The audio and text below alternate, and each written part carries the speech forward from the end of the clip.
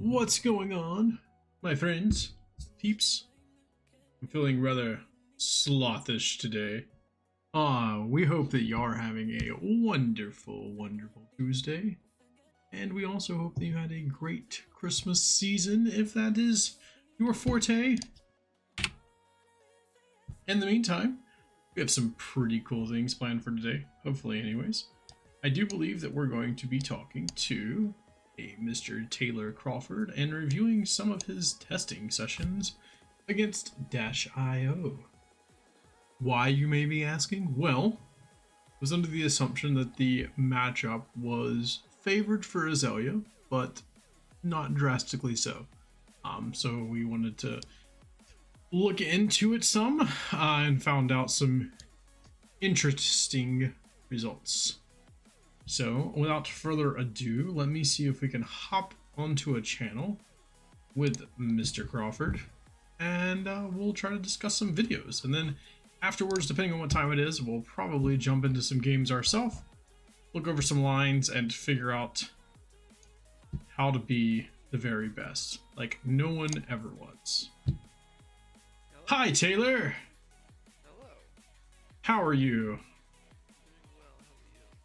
How are you? I am doing well. I am going to turn you up just a little bit because you seem a little quiet today. I don't know. Let me share my screen. That is our games. Yes. Then you can figure out all of the logistics. You share me your screens, and then we'll figure out how to share it with all of them. How's it look? I'm not looking at it yet. But Damn. you... Wait, hold on. Every time I press start, it like closes it. Oh, no. So we can never start. We can never start. Or do we never finish? Oh, that's... Yeah, okay. Maybe we just Hold on. continually are going. Okay, so it's working now. So let me go over here to OBS, share screen, Windows Media Player. Okay, here we go. Cool. I should be able to watch stream and then... Oh, the stream is ended. I'm trying to figure out how to stream this. Do you have it, like, you probably recorded like an MP4 file or something, I would say, right? I did. Can I just send it to you? That's a possibility, or can you just play the MP4 file directly versus trying to go through like OBS or something? Oh no, this is directly. Like this Oh, is interesting. through, like my computer. Huh, broken. Okay. Well, try sending it to me, and then we'll see what we can do. Yeah. Yeah. Hold on. Let me go over here to Zach. Send message. Go through the dirty messages. And video.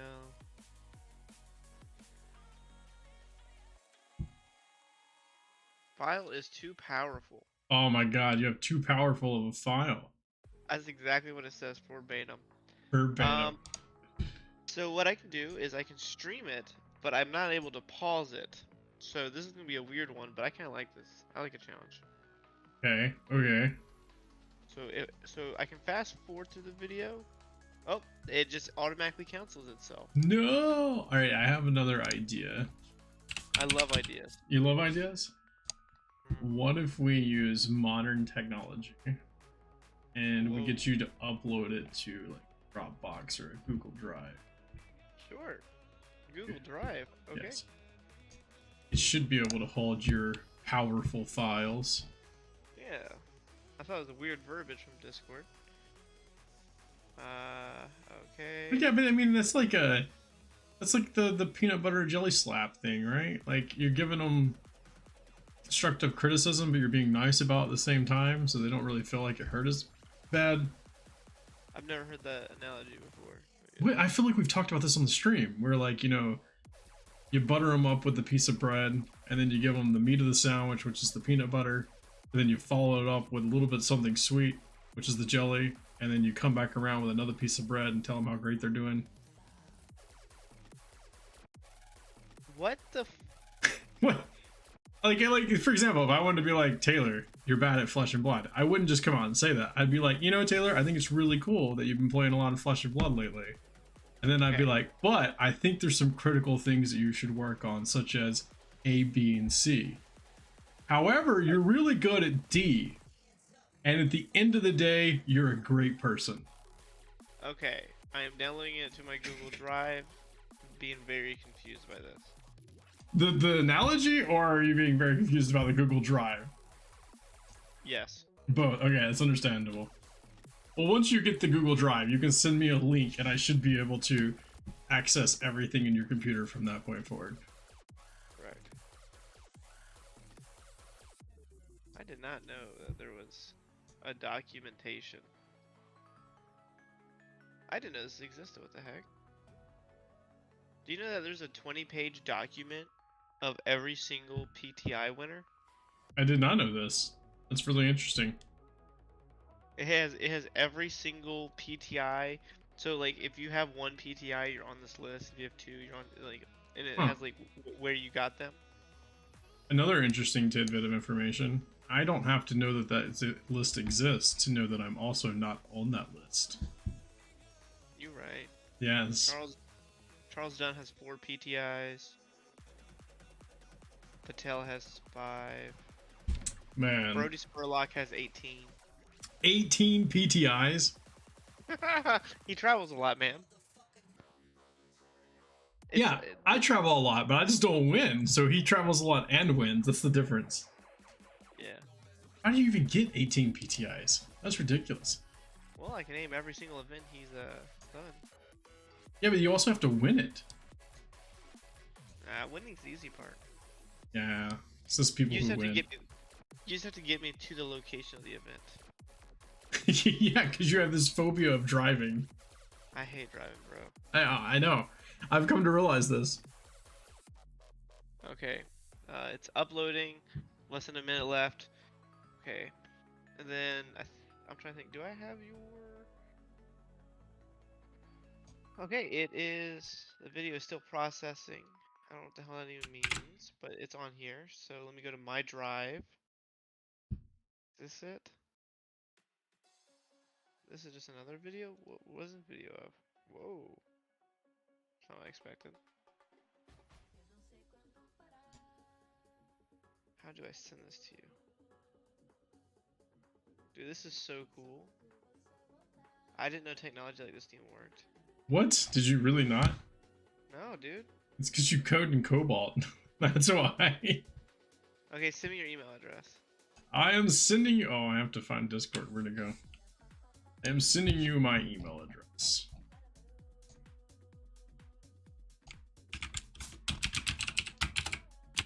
Wow, anybody? Yeah, I think our games are really good too. It just teaches you how to no block. That's the most important thing, right? Yeah. I think people block less, they'd be better. I agree with that sentiment. But then the problem is that I feel like you can also say, if you blocked this at the right time, you could have won the game. So then you find yourself in this, you know, like potential well of blocking versus not blocking.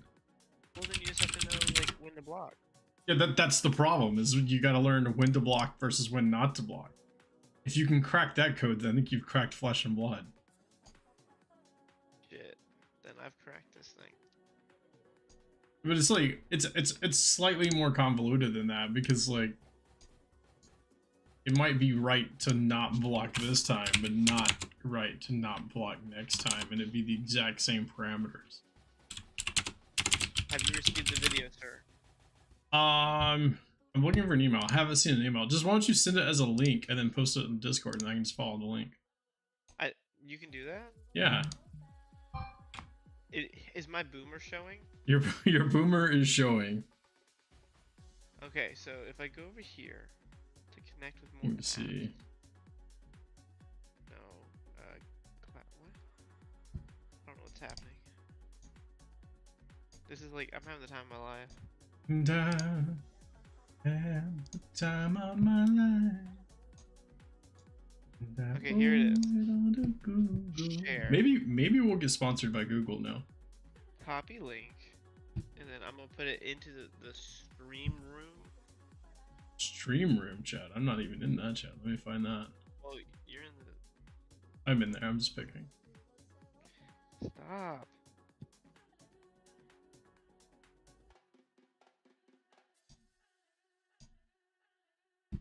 All right, found that. All right, the video is still processing. We're gonna try to download it. Download anyway. Oh, it's an MK4.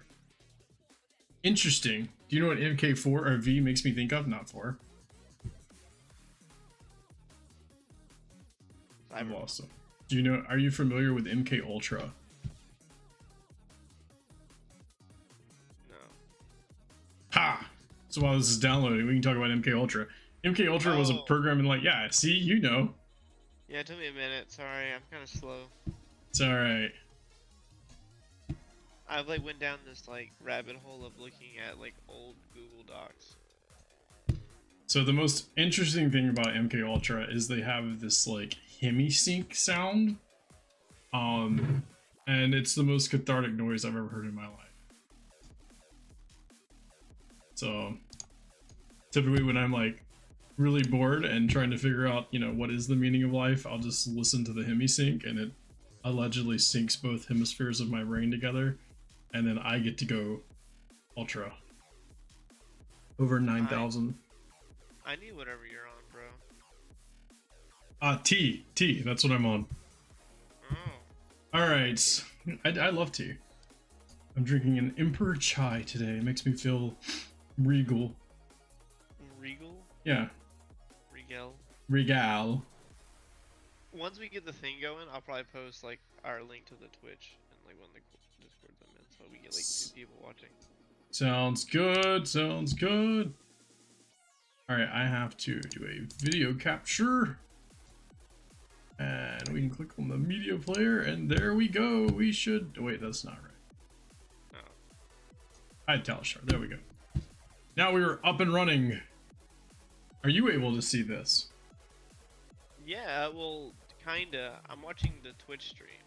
Okay, but that means you can see it though, right? Yeah. Okay, cool. So, wait, that means you're our one viewer. Yeah. Well, no, there's 2 now. Oh, okay, there's 2 viewers now. You and some other person. It's probably true. It's alright, we won't talk about it. Yeah. Okay, so, is there a way for you to share this screen in the Discord? That way I can get live. There should be. Let's see. I think we have the technology. We have the technology. We have. And then I want to go by like every single line possible in this game, because I think these 2 games recorded from Corey Baker were very good. Has very good substance on like this matchup. And, like how to mitigate certain things. I am looking here for. Problem is, I think I need to move Discord. There we go. All right, so you should be seeing it now. Okay, sweet. And yep, I can see everything. I can see everything. You've tapped into the multiverse. You've opened your eye. So let me preface what this was. It was me and Corey Baker. We wanted to test what is the win rate of Azalea v Dashio. I originally stated to him that I was pretty sure it was about 80-20% Azalea favored. We were gonna play 10 games, and then, you know, haha, you won 3, it's 30-70 kind of ordeal. But what had happened was, we played 5 games, and he told me it was too miserable of a matchup to play anymore, and then we just left it at 5. Okay. This was the night after we played Levia v Azalea matchup with Bryce. So Okay. he was like, "Oh, I want to get a piece of this." He didn't want to get a piece of it. And I'm assuming that the Levia Azalea matchup followed a very similar pattern. Is that correct? It was much worse. I 6-0'd him. Okay. He went from thinking it was like a 40-60 into thinking it was unwinnable. Of course, my Azalea list is also tuned for a newer meta than most other lists, so I was playing 3 fatigue shots and 3 sleep dart, which definitely hinder his win rate a little bit. Okay. Now, But was the Levia player playing the tear limb from limb combo, or were yes, they? Okay, cool. yes, yeah, he was more on his modern version of a Mansant list, which was he had chain death hydras and everything. Okay. And so these 2 videos were recorded. I think these were games 2 and 3 or 1 and 2. I don't remember exactly. They were very good games. They kind of expressed what you're looking for off the top of the deck, what both players are. Because Corey Baker, battle hardened top 8 player, very good player. I think like 5 ProQuest wins. Probably his best deck is Dashio right now. And I think this was a great example of what both are looking like. Because one's on the play and one's on the draw for Azalea. So you get to see how I want to start off from both ends and how the Dashio is trying to approach this matchup. Okay. Of course, they start the game with was it 8 armor, 3, 3, 2, so 8. Yeah. So 8 armor, and I play very aggressively compared to most other Azaleas, which we'll see You this don't game. say. Yeah, we'll definitely see it this game.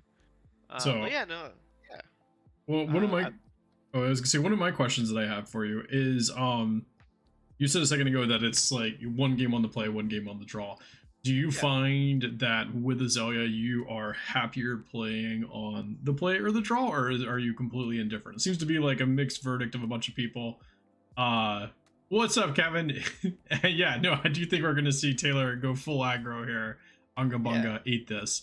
But yeah, no, so do you feel like there is a better play for Azalea between play and draw? It's not necessarily play and draw, but going first or second?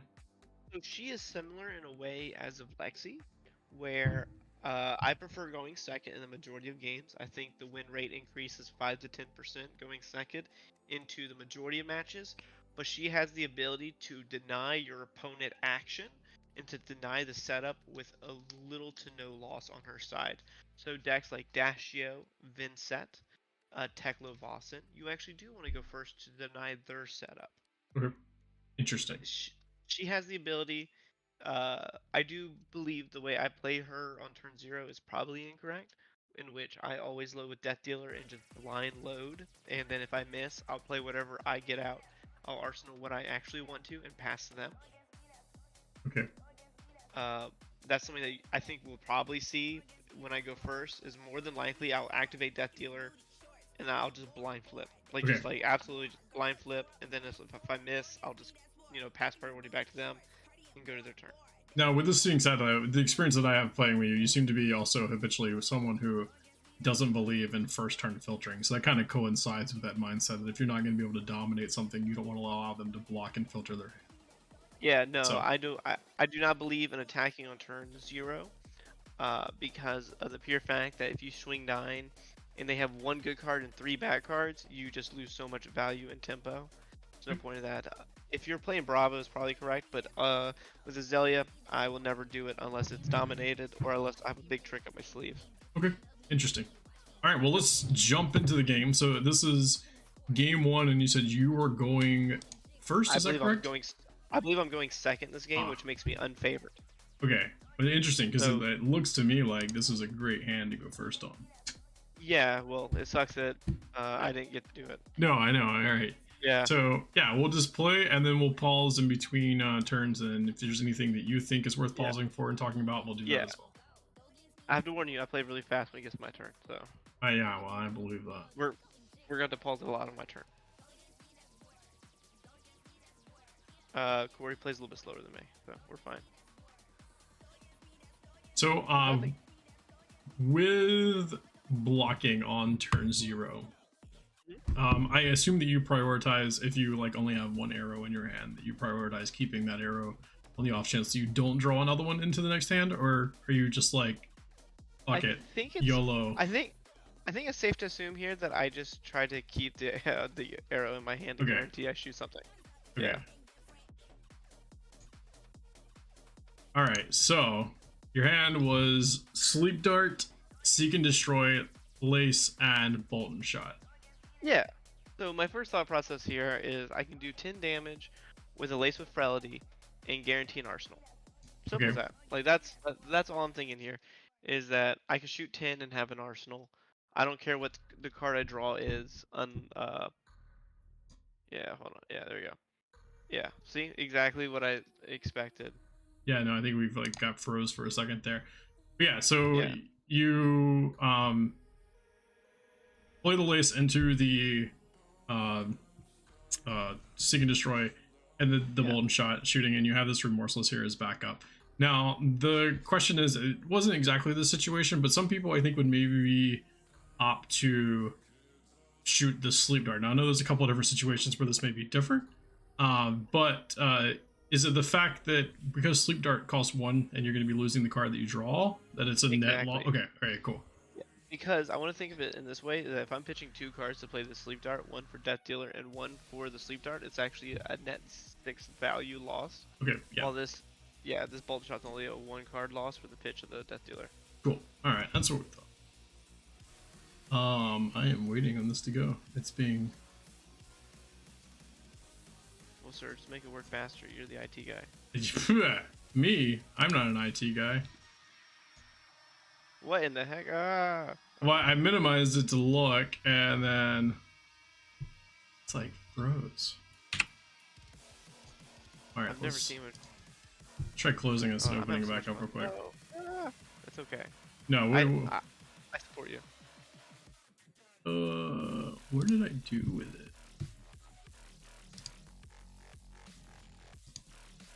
It's because you got this MK Ultra file over here. Okay.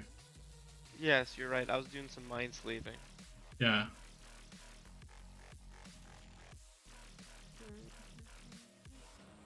Okay. So here we go. Okay, cool. So yeah, no, I think a lot of people get hung up on the fact that like Bolton shot is this go again, go wide arrow. And you're saying sometimes it's just better just to shoot it as a big number and not necessarily care that you don't have a follow-up. Yeah, yeah. I mean, to be fair, I mean, 10 damage plus a lace value in a Seek. You have to think in this matchup, Seek and Inertia have extra heavy priority because they can't Arsenal Tome and gain the values off a Tome. They have to Tome when they draw them instead. Yeah. So it's kind of like a win-win here. Okay. Also, can you share back in the Discord? Yes. I'm blind. I'm sitting here watching the game. So I feel like this is an interesting block from Corey because he like gives you a 10 block with his equipment and stuff. I suppose he was concerned about reload and shooting something else.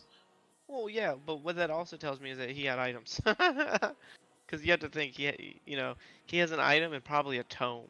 Okay. So he's like, oh, I'm just gonna block 10, arsenal a tome, play my item out, swing some damage, and pass, which is probably correct. Okay. No, that makes sense.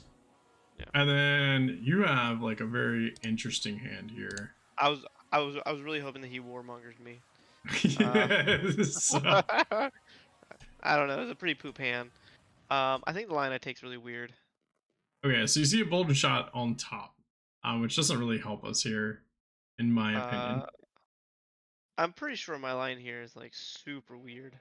Okay, so I'm pretty sure I go like rabble 7.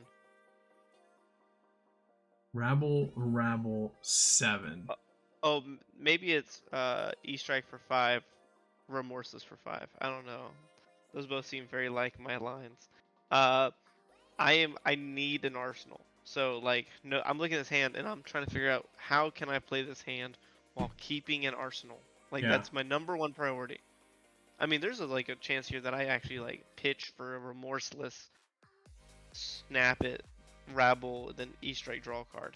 Yeah, and that's what I was wondering is if like you could rabble with the Bolton shot on top, which would be 4. Then we can shoot the Remorseless, pitching the Bolton shot, and then snap, and then either E-Strike draw a card, or play a rabble, then arsenal the E-Strike. Let's see what I did. Because I actually don't know. I think I only took a minute here because I was like, yeah, this is a little weird hand. I don't hate bottoming this. Seeing what's on top. Okay, that makes sense. I feel like that's a really risky line that kind of like worked out in your favor here. It always works out in my favor. It does always work out in your favor, but I mean. Oh, never mind. I activated Zelia, played Lace, play Bullseye Bracers, and then I go E-Strike draw a card. Oh, that makes sense to me. No, yeah, I think that now at this point in time, this makes a lot of sense. I don't think you Yeah. even have to activate bracers, right? You can just say activate Azalea, load Bolt and Shot, pitching the Rabble, and Oh then yeah, you strike maybe. draw a card. Yeah, I don't know. I just tried to hit pass as if I was playing this game. I like it. I Yeah, think that's what I'm thinking about right now. Is like, do I want to press the bullseye button or not? So I'm like processing.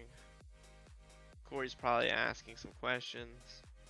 yeah. I mean, so the question is if you push the bullseye, what does it do? Because if you lace in with Azalea, you're still getting the go again from Bolt and Shot.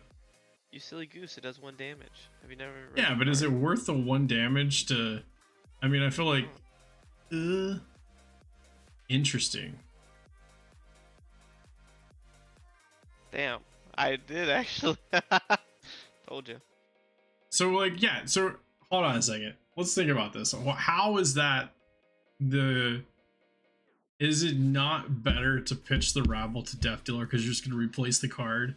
You swing for 7 with a Lace with Blood Rot, and then follow it up with an E-Strike 5 draw Well, again, and you get to keep well, your Bullseye Bracers. I'm also thinking over here that he can just 2-card block it with tech plating, and which like doing it like this line really baits that he needs to block with 3 cards. Okay, If you, I mean to that like is stop true. my turn.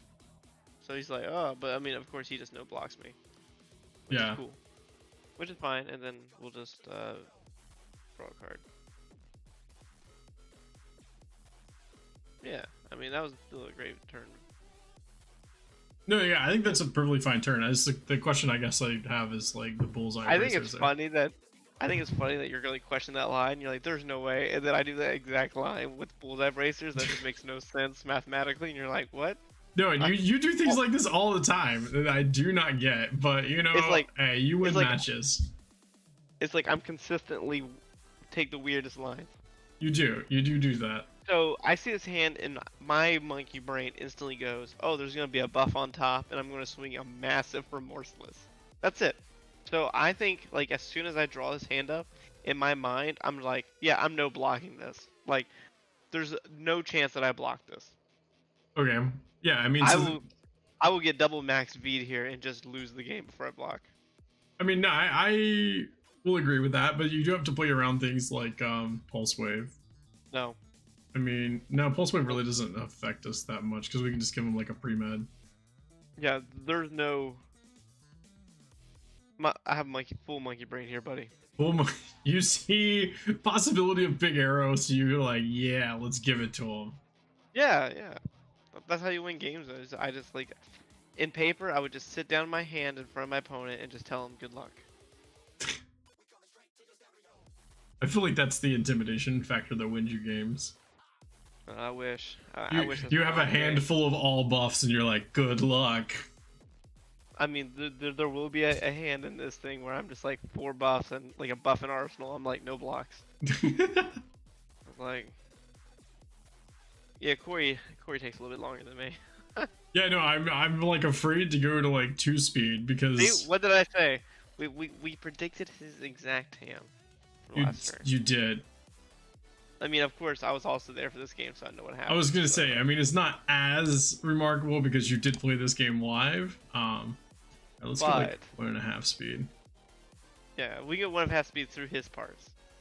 Yeah, you know, Yeah. fly like I a know, eagle. like, well, that's because like I know what my turn is right now.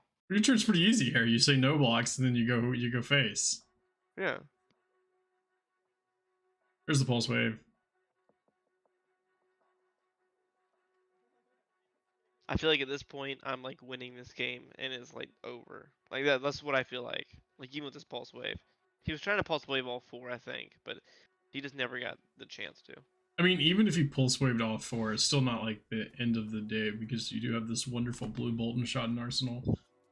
Yeah. So you still have a functional turn that's going to be problematic for him. So I go 13, he goes to 20. Yeah. I instantly just go, oh, buff on top, activate it. Yeah. And then you grab the rain razors for your attack reaction shenanigans. Yep, that's it. Like Seems that was good. the fastest turn ever. Like no thoughts, only kill. Interesting that you played the Rain Razors. Oh, because of the Ponder. Never mind. Not interesting. Yeah. Okay, I forgot that you played a pre-med. And then I see his hand. I'm like, I'm just gonna kill him. Like he literally just has to kill me this turn. I think I'm like completely okay with going to 9 here. What did you ponder here? I can't remember. Endless arrow. An endless arrow. Okay, so you have pretty much the nuts because you can just Yeah. That I mean, the game's over. Yeah. I was like, you literally have to kill me. And I mean, he gets close, so I have to think about this. Oh, I was like, sorry about that. I forgot it was 3. He looks at these for a bit, and then I remember he's talking to me in chat. He's like, "What if you have another codex? Do I just lose?" And he like goes on this like long talk about like what to hit here. And knowing that my like arsenal, like I kept the Rain Razors a secret, on purpose. That way, I can just combat trick him. Yeah, exactly. Now, so we have an interesting question in chat, which is, how do you beat Azalea? And it's coming from that one Kano, which I don't know if I know this one Kano or not. But That's that one Kano just topped 8 Orlando on Kano. it did he? Yes, he's It's, playing I thought I did. Rainbow No. Rainbow Emeritus Scolding. Oh man, what? That's ridiculous. Rainbow Emeritus Scalding. Yes. So, but this does bring a good question. Like, so what are the drawbacks for Azalea? Like, how do you beat Azalea? Disruption, such as like I'm really scared. Rainbow Absorb was the real spice. That's fired, man. Yeah. So hold on, pause it here. I'm going to. This is a really critical moment. So I picked this exact line, not revealing the Rain Razors, because 7 was a perfect block with 2 cards from hand and a chest plate. Yeah. And knowing that I was going to pitch the Spire for the Deadeye and have 2 floating, I could Rain Razors this. And then I know the top card of my deck is a Lace. So the odds of him blocking 9 randomly for no reason, with him knowing 75% of my hand, would make no sense at all. Okay. So I played.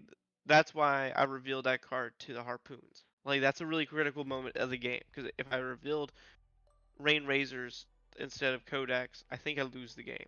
Okay. So that's just something to write down in your little notebook.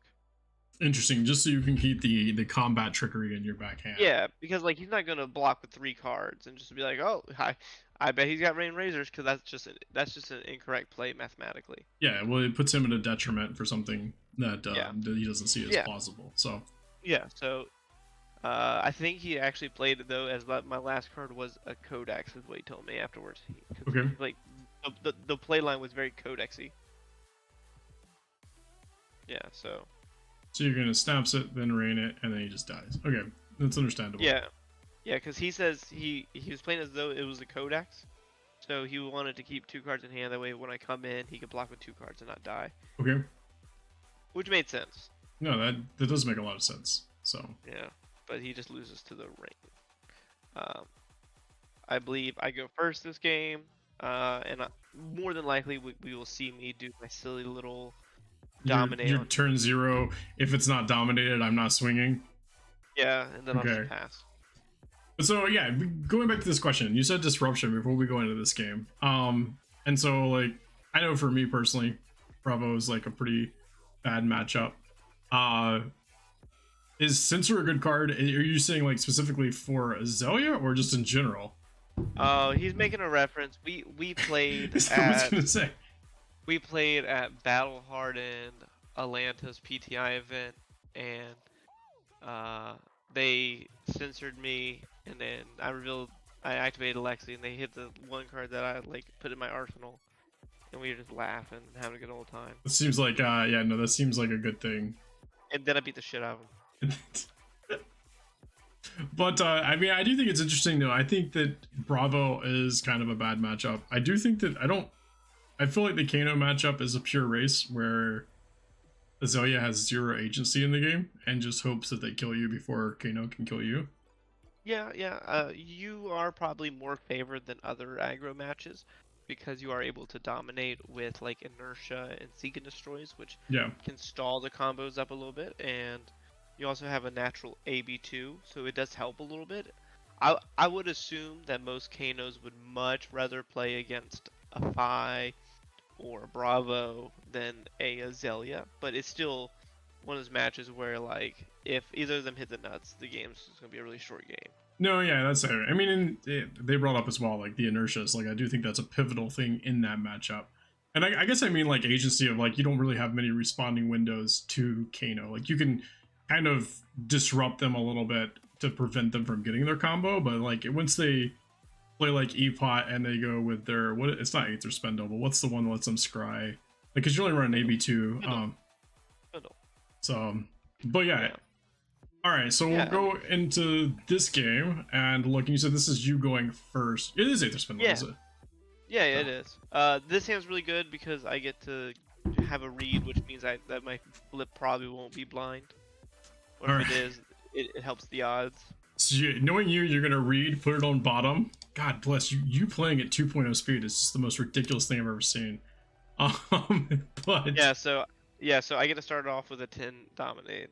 yeah, so you played the read. Did you bottom something with the read? I did. I bought him a. And then you still blind.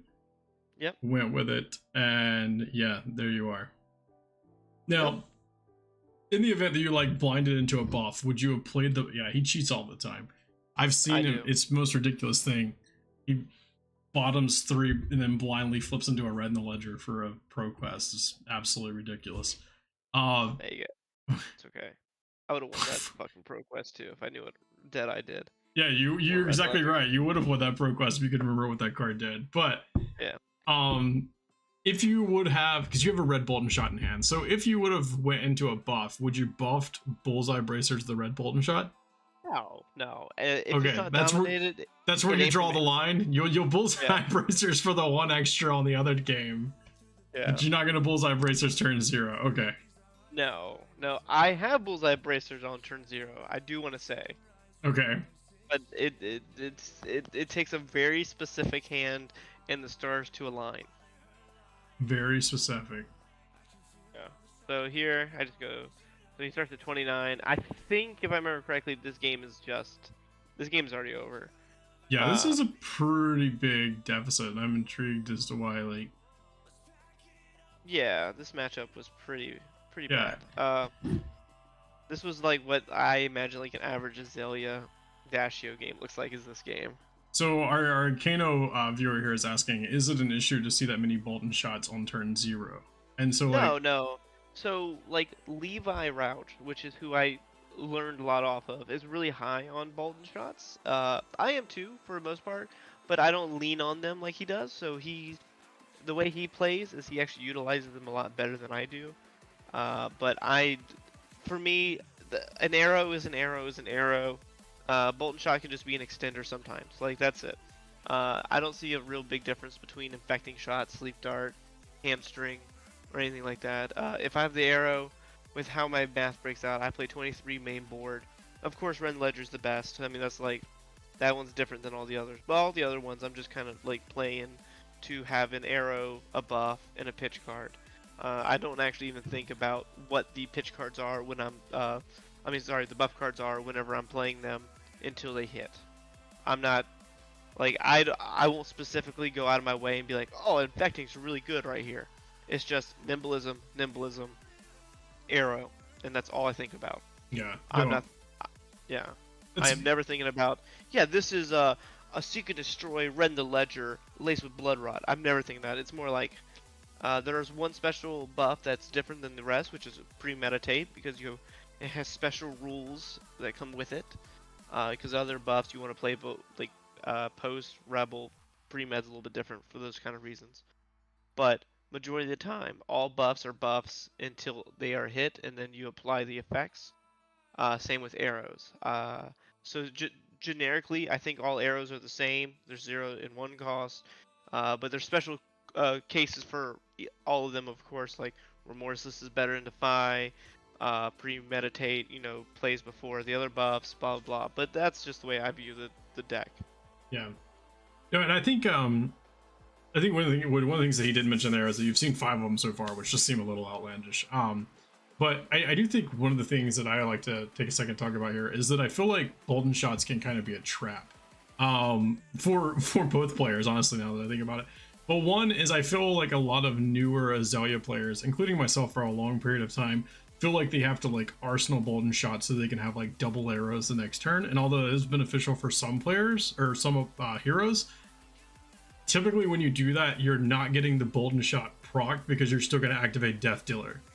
So I don't know if you've analyzed enough to like look at it and see, but in this example of your hand here, a lot of people, depending on which, it depends if you can buff the other one or not off what you draw, would maybe like shoot the sleep dart following the Bolton shot and then arsenal the next Bolton shot, which is a perfectly, I think, good line of play. But sometimes I think it's better to risk it for the biscuit to like shoot the other Bolton shot just to incentivize them to block. I don't know what your opinion on that is though. So I'm looking at this hand right now, and it mainly depends on what the top of my deck is with Skullbone Crosswrap, because as you notice, I don't try to play to dominate. I very rarely dominate in my game. Statistically, it's probably 2 to 3 a game, and that's just to end the game. So I don't try to view it. So I look at this hand, and I see the Bolton shot as the card I'm going to arsenal. And I guarantee you, when we get to my turn, it's going to be a cross wrap, look for buff, find buff, play buff, fish death dealer, buff, sleep dart, arsenal Bolton shot. Just because Bolton shot is a good card. I can activate Skullbone Cross Wrap, see what's on top, play a buff, place the Bolton shot, activate Death Dealer, which is the card on top I already know. So what it does though is it changes the utility of Cross Wrap from a card I need to dominate or act Azalea in to a card I can draw off of the Death Dealer when it's an arsenal. So I actually find that the value of a Bolton shot is higher at the end of turn in Arsenal than playing it mid turn. Okay, yeah, okay, I can see that. And I think maybe as I'm thinking about what I just said, I don't think I explained exactly what it was that I was trying to get at, which is the fact that, because the Kano here is telling us exactly that Bolden shot is important because of the go again, and they said the go again doesn't matter, and so like well, it's it not does, but it doesn't. Yeah, It's the sequencing in which you go around it. If that makes any sense. So no, it's like, yeah, that's the best way to explain it. Yeah, is the secret, like you can make it a go wide arrow, or you can make it your one big arrow. It doesn't actually matter in reality, because at the end of the day, it is just a 0 for 10, 0 for 12 buffed arrow. But of course, you can make it a dominate arrow, or you can make it a go wide arrow, depending on how you sequence your other attacks and your attacks around it, and how many cards you have in hand. yeah, no, that makes a lot of sense. So let's see what it is that you do. Yeah. Oh, I can tell you, just from my play patterns. I don't block, of course. Yeah, we know that you don't block. You never block. It's the number one mistake in the game is blocking, right? Yeah. I actually should have shown the sleep dart there. That was a punt on my end. So I think I blinded. Oh, okay. Oh. 1 second. So we have a question. Isn't the go wide better math because most of your buffs are +3 and most arrows are more than +3? Correct. So go wide is better, but you also have to remember that Death Dealer is only activation once per turn. So you have to end or somehow get the Bolden shot into Arsenal without activating the Death Dealer, or you're going to give the agency to your opponent to block or not block the Bolton shot. You never want to give an opponent the agency of Death Dealer. So, of blocking. So what you want to do is you want to give your opponent the opportunity to block out the Bolton shot and end your turn, or don't. At the end of the day, the best way to play Azalea is you give your opponent the offer, but the offer does not matter. You win either way. So if I go in for like a Bolton shot for 7 and they block 7, and then I just go, okay, Lace Codex, they just lose the game on the spot. Yes. So usually what I'm trying to do is I'm trying to hold buffs back or play to a certain position where I can bullseyes in a way that is better. So most of the time, if I ever play against somebody and I Bolton shot you for 6 and have like 3 cards in hand, you just take the 6. It might seem like it's correct with Death Dealer, but it's not. It is just a bait. No, I agree with that a lot. And I think Yeah. you said in the middle of that, like it typically with most Azalea players that are going to be playing at a higher level, it doesn't really matter what you do. They have that's where they're creating their agency is to kind of pivot the other way and be like, okay, cool, I'm going to E-strike you instead. Have a great day. Yeah. Yeah. So So, yeah, Azalea gets the best part about Azalea is that you are able to do damned if you do, damned if you don't scenarios. So like this one right here looks like a damned if you do, damned if you don't. In reality, it's pretty helpless because what actually happens here is if he does end up blocking 6, I'll just activate Death Dealer and throw a Sleep Dart plus a Lace with or whatever's on top of my deck, and if not, I can actually blind Azalea the Bolton Shot in my hand. So yeah, let's see what happens. I'm actually kind of interested. let's see what's he gonna do. Knowing you, it's probably some weird blind Azalea thing. Yeah, probably. Yeah, well, we all don't have horseshoes up our derrieres. Yeah, you're right. I think I actually think here, yeah. I was like, oh, what should I do? Oh, cool. Hey, that's nice. I remember Corey took a little bit on this one because he was like, I really want to play that card on top of my deck in the middle of my sequence. And he was just like, what do I do here? So, Yeah, next question while they're thinking is there any validity in keeping the arrow on top and dominating with Deadeye for the on hit? No, I believe that dominating is a trap. Even if with a Deadeye, I don't like unless it plays perfectly into like a blue scenario where I pitch like a blue, activate Death Dealer, read the glide path, and then it's an arrow or something.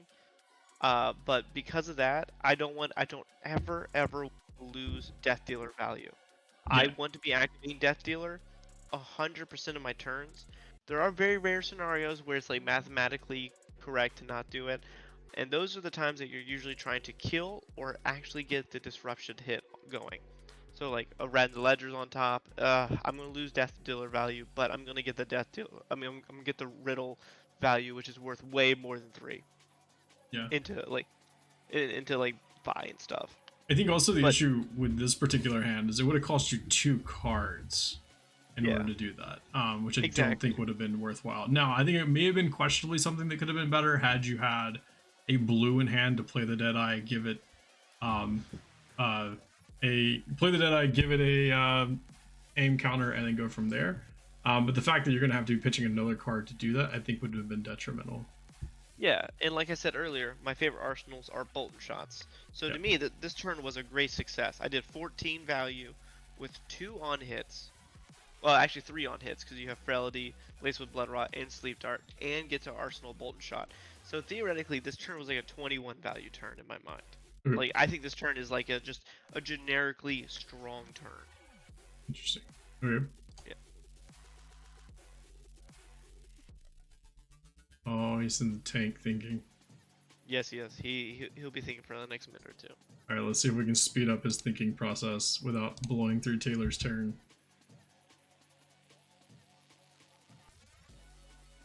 Because I don't know, but you can see the Discord of me and him chatting about this matchup, and he's talking through this, man. And the whole time I'm just like, man, take it, try to kill me. Yeah. So, like, I mean, this seems like a fairly decent block, though. yeah. Yeah, I think this is probably a correct block. And then activate snaps and bullseyes it. Okay. Yeah. Bullseye in this Bolton shot to 5. Fast turn. I wouldn't put it past you. But if you notice though, in every single turn, I have ended my turn with an arsenal. Like that is like the key thing. Like there has not been a single turn in the last 7 turns that we've watched that did not end in an arsenal. Yeah, no, I agree. I think that ending with an arsenal is probably like the most important thing. I saw this hand, I was just like, yeah, okay, this is a legal hand. Like I didn't know how to process this hand. This was probably the hardest hand I think out of my like 5 games. I'm like, do I Yeah, block this is a hand that I would question blocking. Okay, good. So you did block. but I only blocked 3. So it's just like what? Like, I mean, I'm trying to remember. it's a I'm trying dead to remember card. my logic. Oh, I remember my logic now. My logic is I was trying to Skull Bones into a buff, and then I Yeah. can go Bolton Shot into Codex. No, I think that's the right line because if you play buff, then you get to Death Dealer, Bolton Shot, Shoot Bolton Shot, And then you get to opt to with the I have Ophidia, and then Codex and whatever you want, and then possibly Yeah. Dami something from the Codex. So I think that's correct. I agree with that. And that's the other thing is the other blue Bolton shot's just going to be a dead card. I think it was a blue one, yeah. Yeah, no, the turn counter is definitely not keeping up because this is most definitely not turn 2. We're just so fast. You guys, so fast. I think this is turn 2. Is it? Yeah. I don't. Crazy that.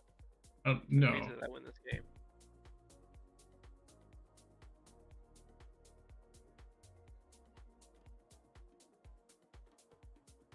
Hey, it's that line I told you about. Yeah, it works really well for you when you get to do stuff like that. That's so cool that I got to do the line I told you about. Oh no, it is turn 3 because you're tuning. Wow, I do feel like this has been a lot of turns. Oh, it's just us waiting for Corey thinking. Is that what it is? Okay. What Yeah. is he thinking about? What card dude, should I get? Yeah, dude. I'll tell you what though. I have Ophidia. What a card. So I'm a pretty big fan of Eye and Azalea, and I have been. I mean, I know it's a no block, and it definitely sucks when your hand's Eye, Rain Razors, Rain Razor, Rain Well, Razor. the thing for me is like I don't block, so it literally is, like I could just start playing like Heart of Fendel and like just the whole bunch of the other gems and I'll be fine.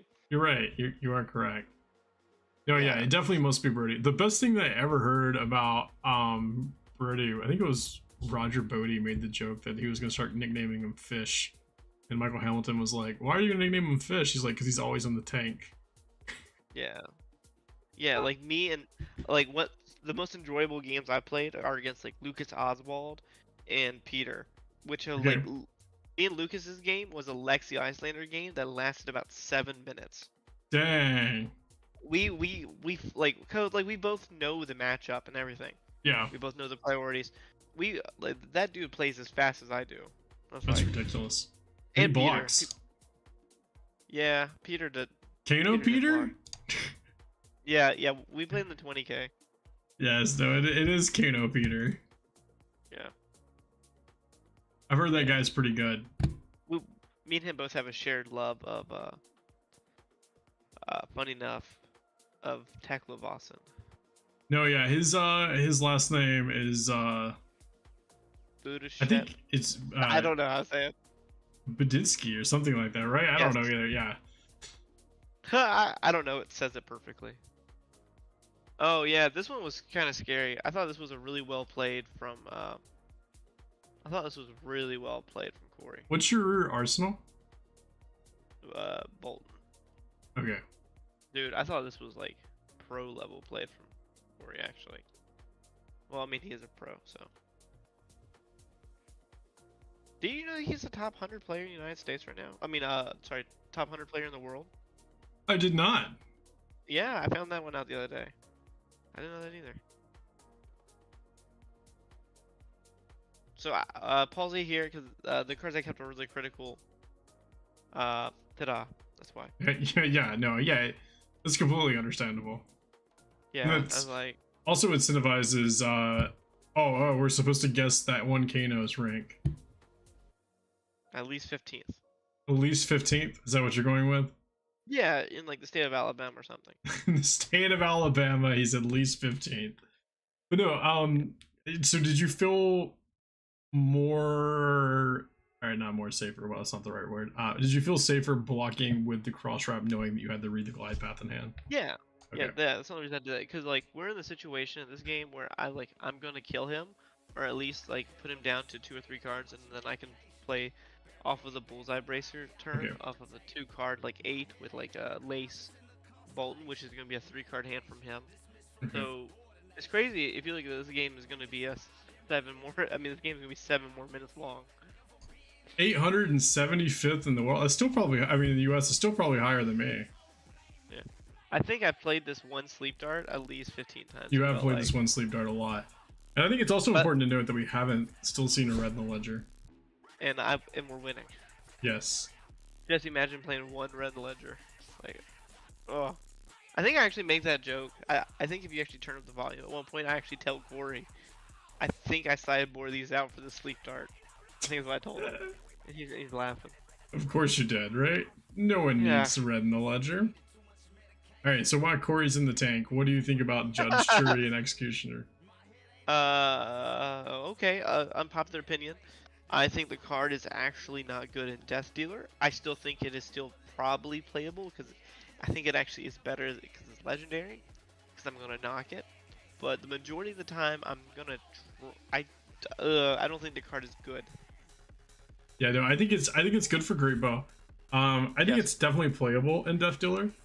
Yeah, And it's already explained. It's not gonna be as good as people are expecting. I agree. I do think it's going to end up being this weird possible codex target where you have like an arrow on top that you can bring back in and then put it back in the deck. Yeah, I mean that's really relevant into Bravo. Yeah, He's yeah. still So in the tank here. Holy shit. he is. You said this game was going to last for 7 more minutes. You didn't say this was all going It's to be just him Corey. thinking. Yes. It's just Corey thinking about this, about what the codex here. Well, I think at this point I went to go get a sandwich. I watched my kids grow up and graduate from college. it's understandable. This is like the one night that I was playing and you left and then came back and I was still at the exact same point in the Kano. Yeah. Still opting cards and doing absolutely nothing, trying to brainstorm me. Yeah. It's still going. Holy shit. He's doing like quantum mechanics on this, like math or something. Quantum mechanics isn't this hard. Can you fast forward a little bit? I am. I'm at 2 speed. Can you just skip? It's... Alright, there we go. He chose something. Oh my god, he did all of that to just take 3. So do you feel like people complain about taking? Yeah, no, I agree. Do you feel like that Sleep Dart's a pretty good card in this matchup? It's decent. I mean, I'm not gonna go out and say it's like the best card in the matchup. Okay. But I mean, it's definitely worth sideboarding your red in the ledgers for, though. So the bigger thing that most people don't think about is that if you sleep dart, it has this weird consequence on the Dashio player that if they've already used Achilles, boosting is a lot scarier. Okay. So it's a 1 for 5 that can sometimes deny like a random boom grenade. So that's what, a 1 for 6. Okay. But the bigger thing is if they boost over a tome, you're actually denying a whole turn. I got you. Is this the same Sleep Dart? Yes. Oh my god, he's still trying to decide what to block with? Yes. This is what it means to be top 100 right here. I do believe that, yeah. I like this hand, man. I was like, I'm just gonna kill him. Like, that's my first thought. And we're gonna kill you! Yeah, because, like, my idea here is like, oh, I'm just gonna rabble into... Oh yeah, make sure it's a red on top. And I then just think I load do. the Sleep Dart and then shoot. I'm pretty sure I do go without an arsenal here, but it's because, like, mathematically I have to. Yeah. Which is like, so this is the only time that you see me go off an arsenal. That is like the number one thing I can teach Azalea players. Oh yeah, this is just me like thinking about like what's in my deck. Oh yeah, that was me looking to see if there's red ledgers. Is this the same Sleep Dart? No, this is a different Sleep Dart. You didn't codex this one. Yeah, just imagine how close this game would have been if these sleep darts were red ledgers. Yeah. Be a completely different game, my friend. Nah, but seriously, yeah, just make. Oh man, I should just claim victory there. I don't think I can lose from this position. Hey, there it is.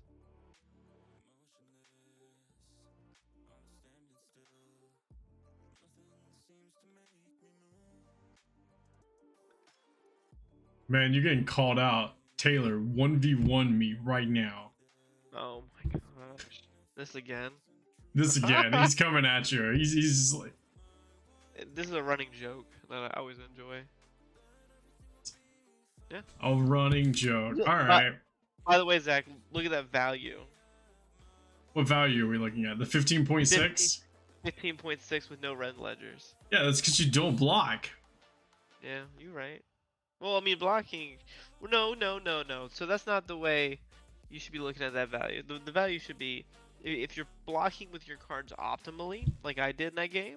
Yeah, Your value should still be that high. I agree. But people love blocking way too much.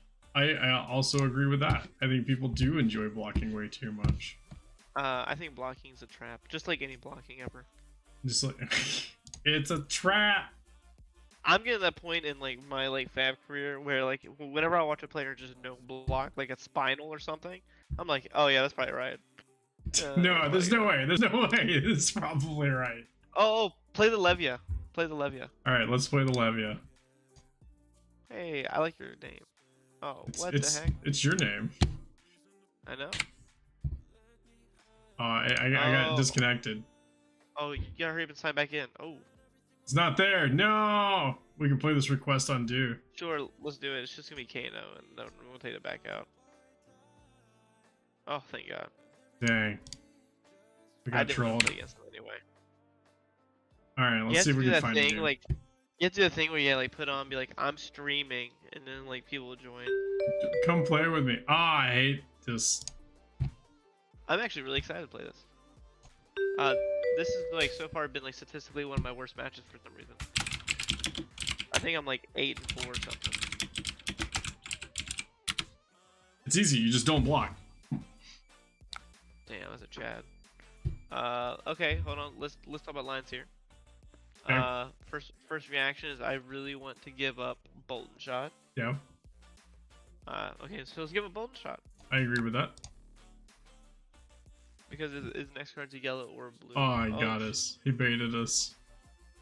Get jebaited. That was gonna be my next statement. Is just block with the 2 non-attacks. Are we playing UK?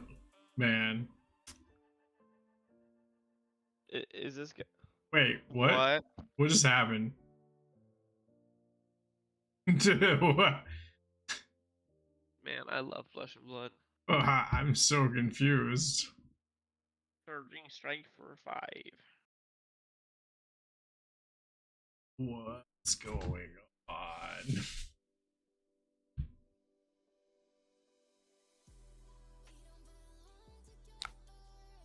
I sleep. Just give him both of the non-attacks here. That's what I was gonna do. I have no clue why he did that. He wanted to give it Breaking double go scales. again. I'm just kidding. It wouldn't surprise me at this point. Like, bam, did it. He really wants to draw off that mask of momentum. This is the funniest shit I've ever seen. I'm totally down for this.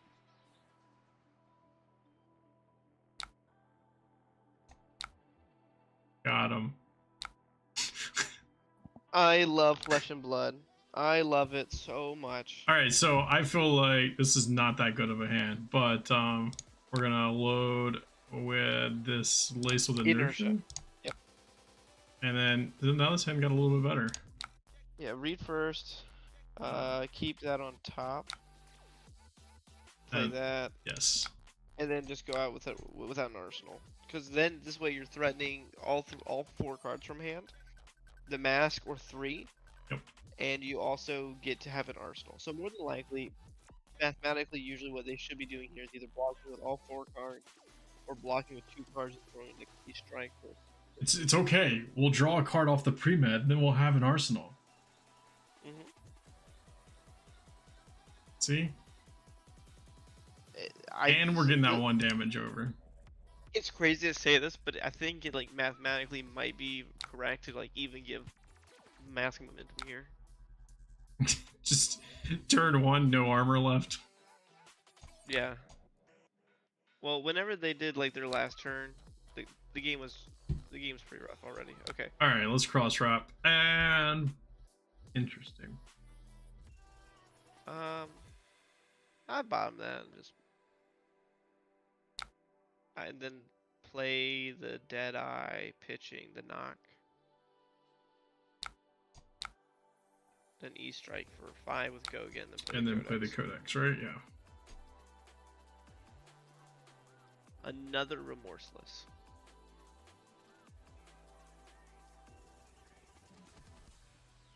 No, don't play knock. Yeah, no, knock is a very It's a trap. situational card that tends up being really bad. I think that knock's only good when you don't use the reload effect and you get to play an arrow and then knock. So it's like an extra card in hand. People love that shit. I don't know. Knock's a pretty bad card. Here I we still actually should've- went infecting because they're more than likely like they're gonna take more than one value here.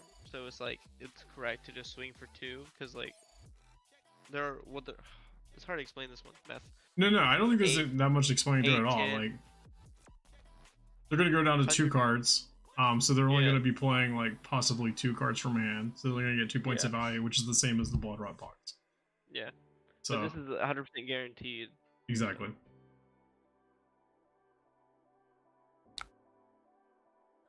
And now we blind Azalea. Oh man, don't. Oh, that would make me so hard. I can only get so bricked. If only we would have blind Azalea. Damn, we suck.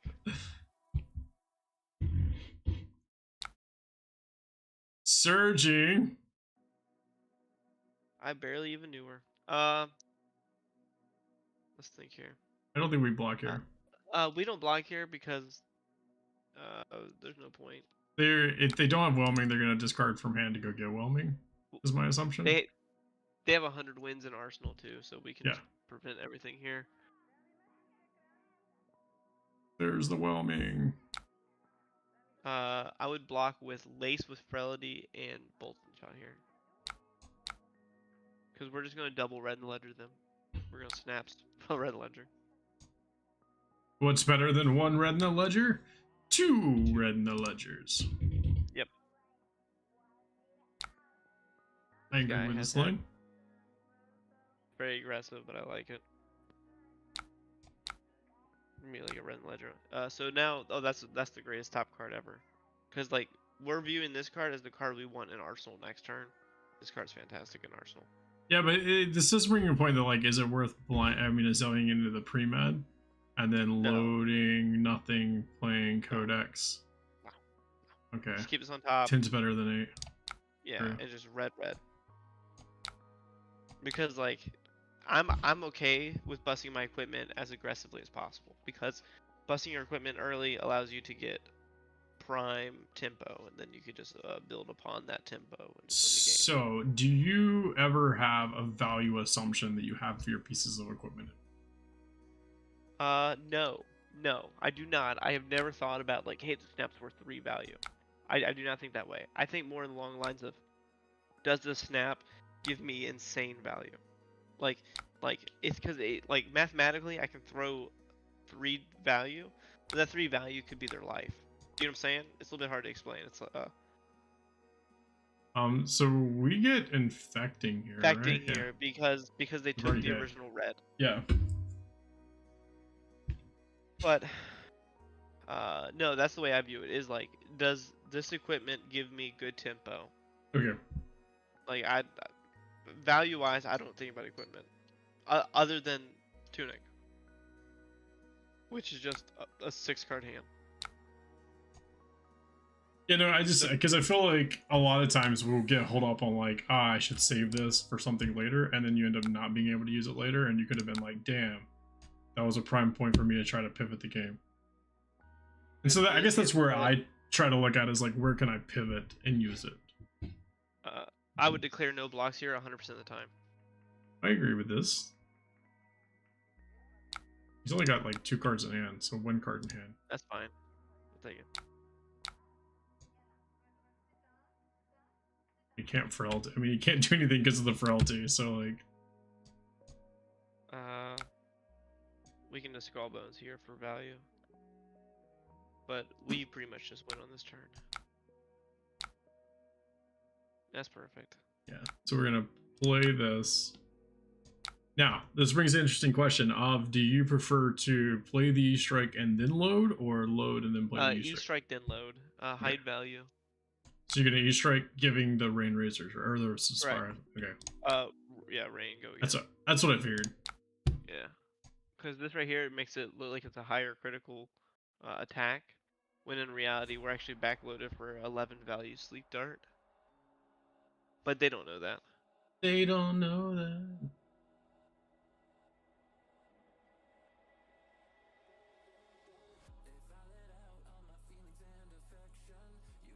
Yeah, boy.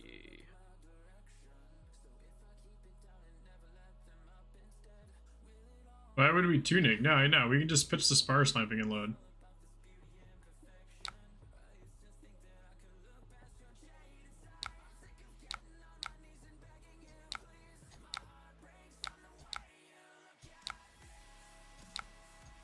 And then we're just gonna kill them. And then we're gonna kill them.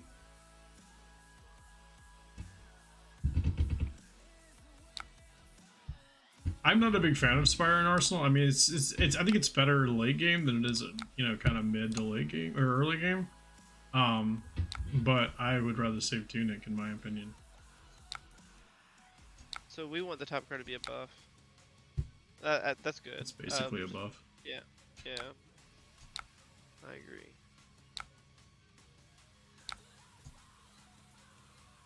Now it's a buff. Okay. So I would assume that yeah. I got my turn. I want to hear what line you take. My line that I would take would be I'm going to Tunic, Death Dealer, Bolton Shot, play the Lace, and then see what happens from there. Different than my list. Different really? than mine, but I like. Okay. Mine would be Tunic, Endless Arrow. Okay. Well, so my thing is that, like, I feel like we get more value this way. Let's try.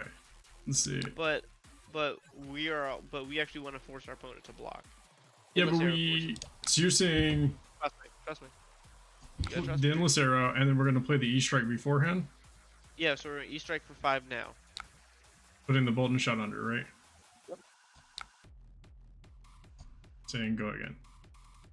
I guess we could have done this before we load the Endless Arrow if we wanted to. Oh, this is like the greatest thing ever. And now we're just going to throw 10 at them. Yeah. That's why we chose this line, is that way... It's a Ponder Arrow. Yeah, exactly. We got more value off of this line than the Bolton Shot line. Yeah.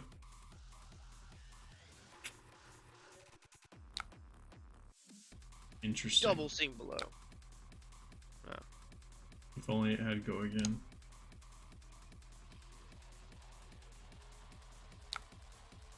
I would take this so fast. Yeah. Your head with... There's not a single thing this opponent can do. If you wanted to, This... Wait, he just dies on his turn. So it's best to block this, and then he just dies. Yeah, just block 2. He just dies of blood rot. Yeah. I was questioning not blocking, and then I realized he just dies. So.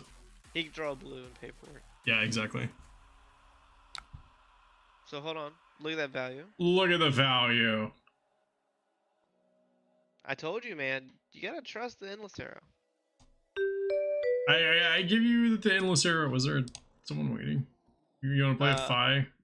I actually have to leave. Sadly. Oh, you're gonna be a loser and leave us. You can't even play against Dodge Fab.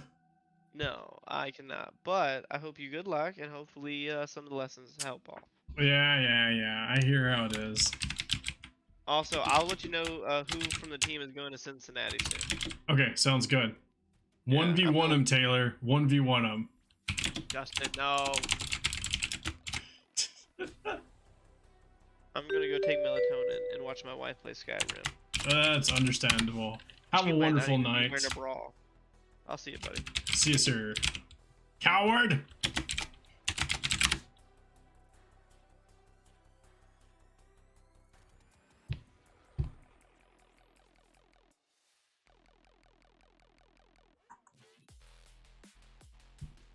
Oh man, come on, man. Let's play our game.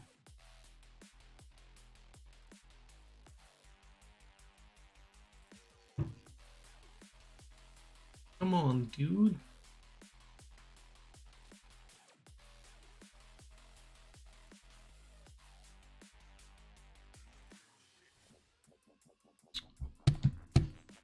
I don't think this person's here. Oh, there it is. Oh wow, no. Literally was pushing the leave button. We're going first. This sounds pretty good. I'm okay with this.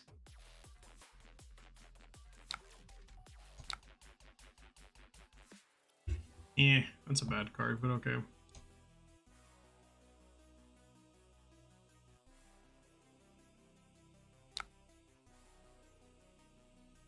No, we will play the not care.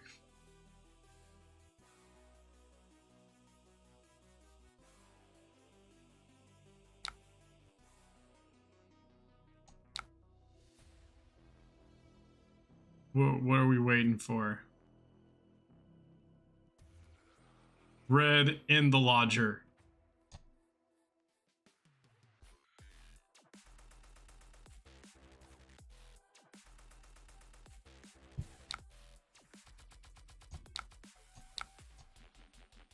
Oh no! This leaves us without an arsenal. Taylor's already going to be mad at us.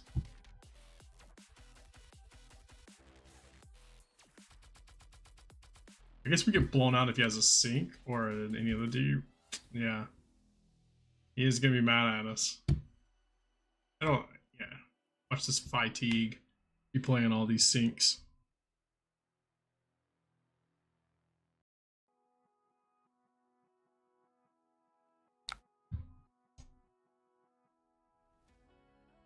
Oh no. I'm trembling. Obviously they can't, because they've already played. Wait. What just happened? Interesting.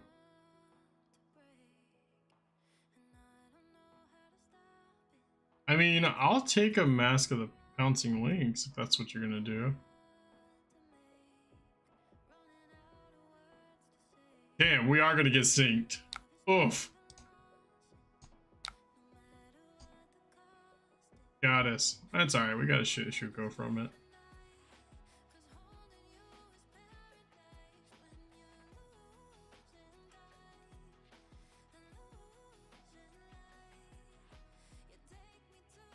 Yeah, I know, it feels, I mean, it's definitely not what we wanted to see happen, but it feels decent. I guess we'll see what our hand is. We could get totally foobarred, but hopefully we don't. Yeah, we're good.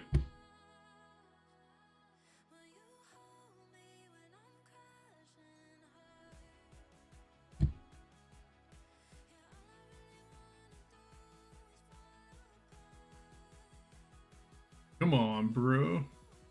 I am on a team with Taylor. Only on days that end in Y, though. He tries to teach me things, but it goes over like a lead balloon. Mainly because his teaching pattern is like, dude, just fill it, you know? Just go with it. I have played Kano quite a bit.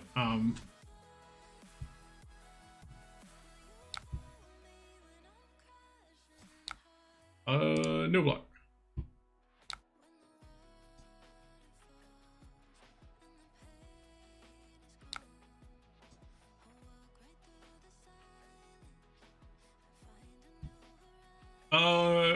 Honestly, I'm trying to decide. So, if we pitch into red, I think we pitch a Rain Razors. That way, we get to keep a card for Arsenal, which would typically be the Endless Arrow. We have one left over. If we're not gonna play the red, then I think we pitch the red to that dealer for the Endless Arrow.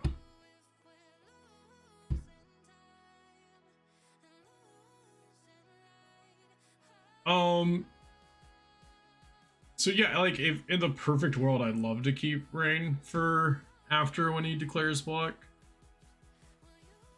What is this guy doing?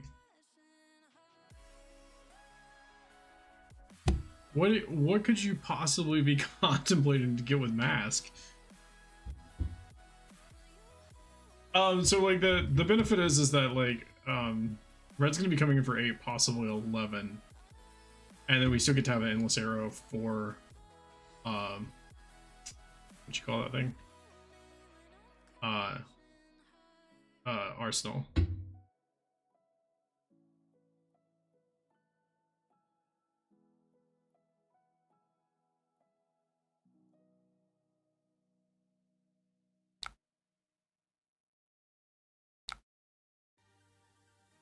What is going on here? This is the wildest line that I've ever seen with Fi. So he goes and gets a lava burst that he plays for 2. Does he have like a... So what the what is going on? I have no clue.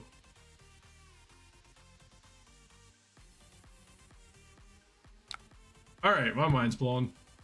But yeah, so we're gonna pitch the Rain Razors to the red in the ledger. It's a drill shot, that's fine.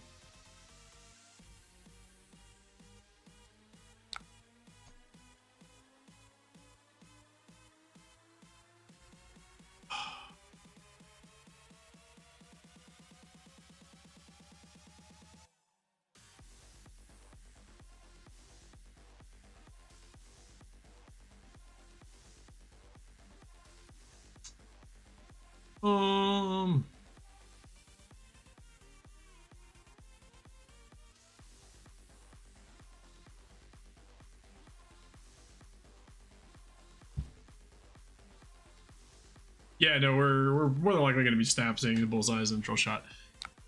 Although now he's blocked with that. He had a mounting anger in hand, but I still think that's right. Still 4 points of value. 5 points of value because the bullseye.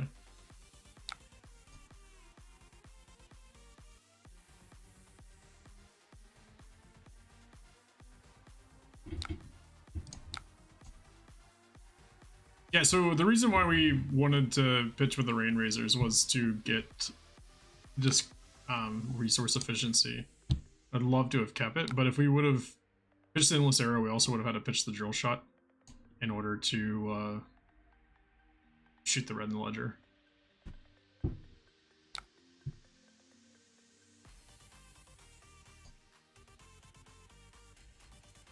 Snatch.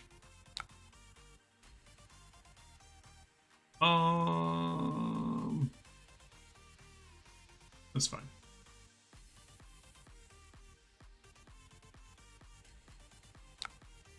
It's gonna snap into another snatch. Yeah, no, you would have an arsenal. It's not the question, but then you'd only be shooting the red and ledger for 5, and then you could play Rain Razors to make it 7. That's fine.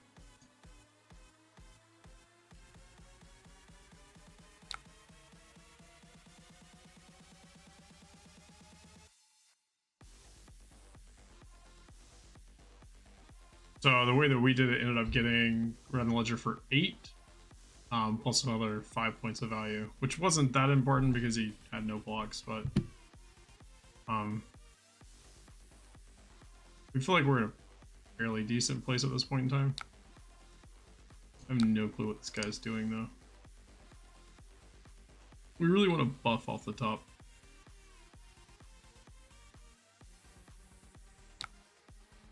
Oh, well, that is a buff, but that's not the one that we want.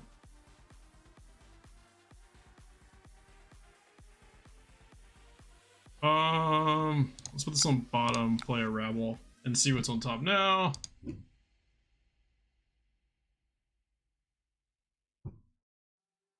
It's a pre-mad. So if we Zelio the pre-mad, then we get to shoot Remorseless for 11.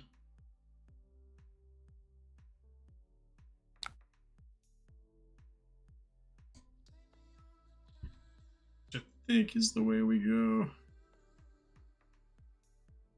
Man, I got a mustache here. Crazy.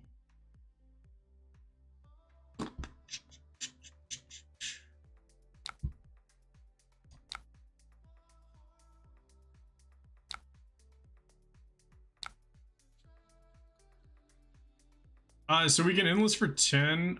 This is going to be a Remorseless for 11 with a more relevant on hit.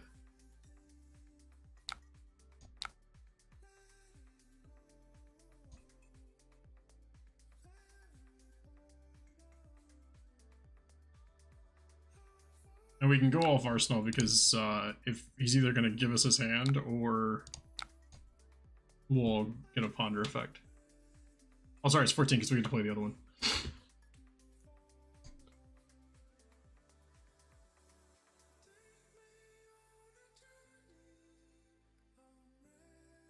So this way we get 4 more points of value. We still get our arsenal, and we also have infinite value based off of what he does on his turn. Not necessarily infinite. If he goes infinite, I guess we lose. There is a finite amount of value that we get from him.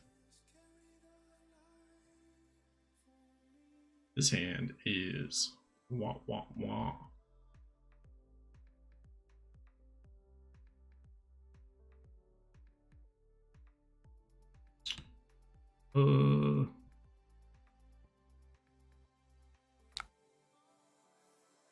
We don't care.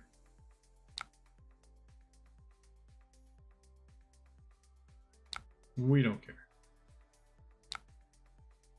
We do kind of have an extra arrow because we can go lace, load, drill shot with the bolt and shot, shoot. Then we won't have an arsenal.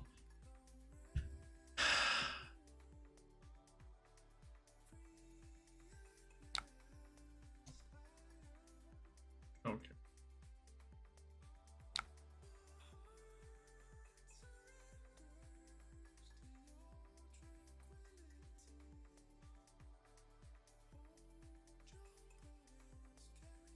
No blocks, baby.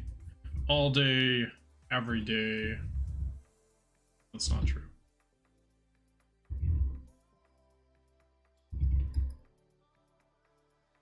That's cool. We'll take 6.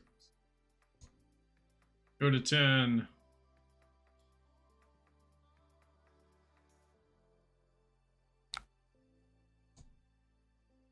And then present lethal to him.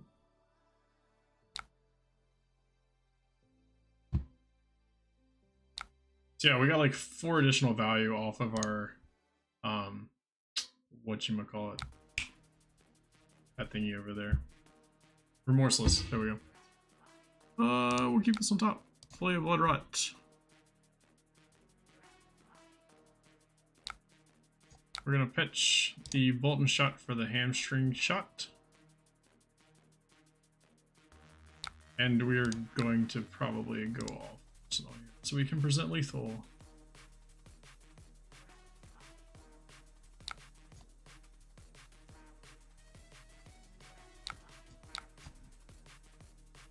This should be 14 with 2 blood rots to threatening 18.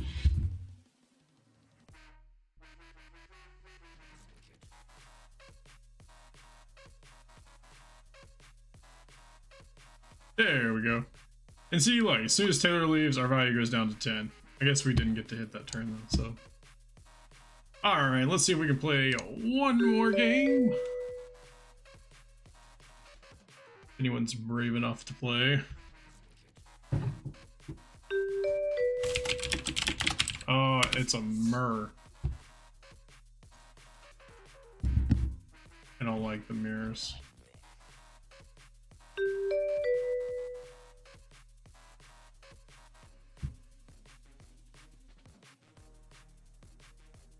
Oh, you. Let's see. Trying to jump in the game.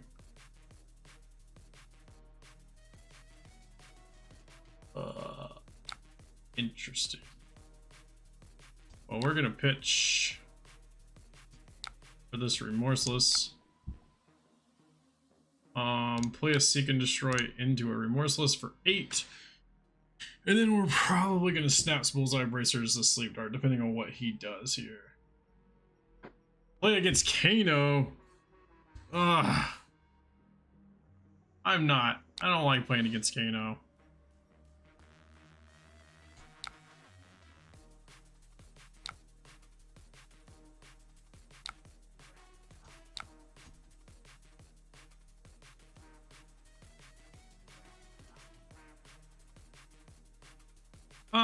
Now that I've done this, I don't know if this is actually the best line. So if we hit with the Remorseless, we wanted him to have cards in hand. We're now giving him a way to get rid of cards in hand. But he apparently didn't care, so. We will take this 4. It's a red in the ledger. Another 4. It's a red in the ledger for 8 if it hits. 6, 8. So yeah, we'll give him 8. And then we'll say tunic. Sure, that's final top. Pre-med, bolt and shot.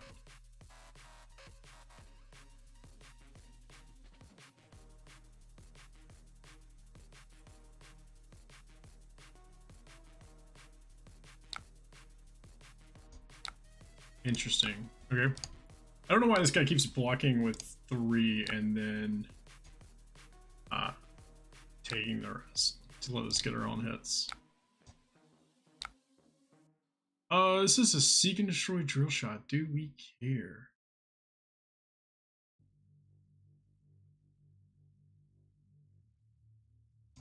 I do not think we do.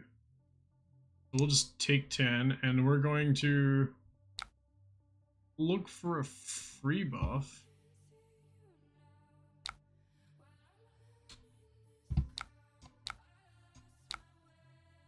A codex. So if we... Yeah, we'll keep this on top, and we're going to tunic, play the Deadeye. Yeah, want to draw that. I'm just trying to figure out the best way. I was hoping we'd go into like a bolt and shot.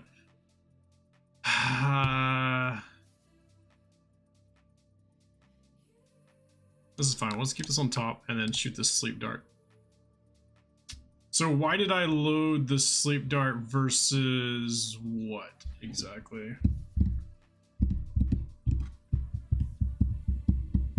I can't play the codex. I know I'm under seek, Taylor. I could have played the codex to... Yeah, I see what you're saying. To at least get the frailty token. And the ponder. Yeah, that was a misplay.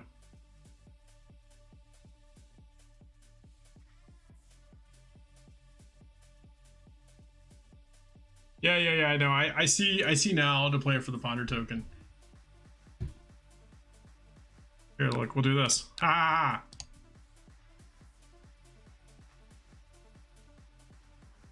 I forgot that I was under seek and destroy. You see, there's these little boxes over on the left-hand side that are so small to see.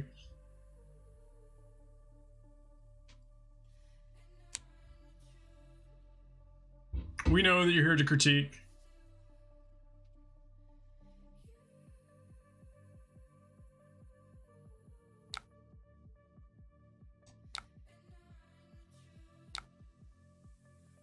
Choose if you want to pay 3. No.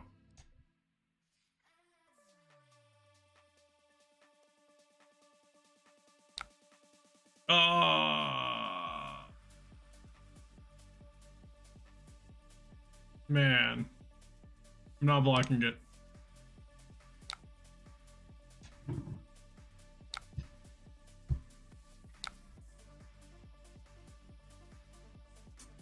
Is there a way?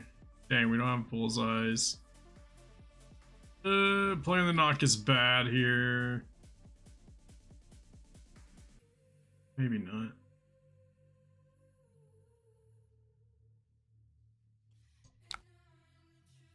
So let's say, cool, 5 draw a card. Or 5 go again.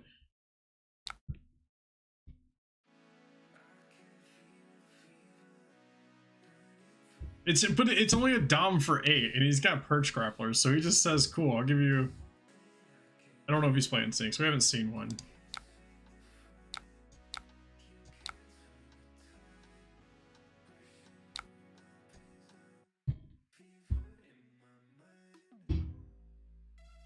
I'm riddle brained. I said no. I said...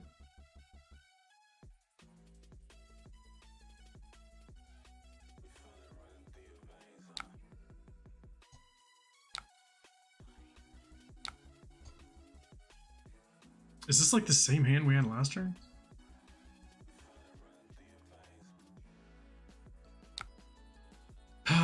8. We can say 3, 6, 8. And shoot a remorseless for 4. Which I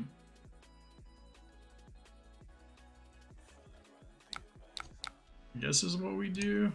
It denies them an arsenal too.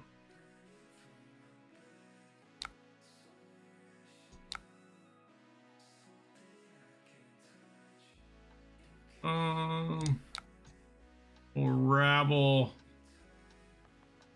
into Azalea trigger and then dummy this bolt and shot at him for 3.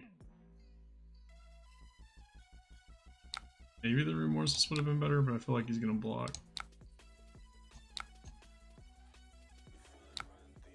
Take that 3 and go to 10.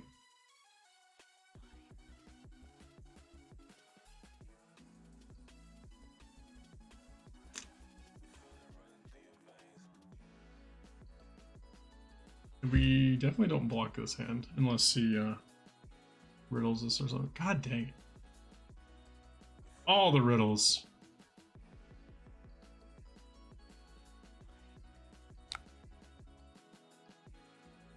I will give him 5.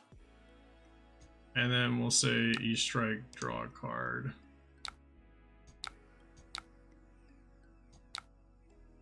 And put him at 5. That's got to be 3 riddles, right? 2. I guess he codexed well.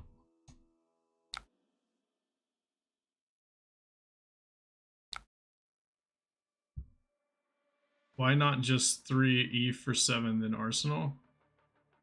Because we get more value this way. So so going for E for 7 is only 2 points of value, whereas blocking for the 3 is 3 points of value. Which is going to become relevant here. Uh-oh, we may be in danger.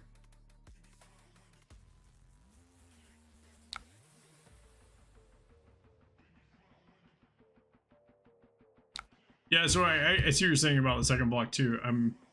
I suppose that like we could have done that.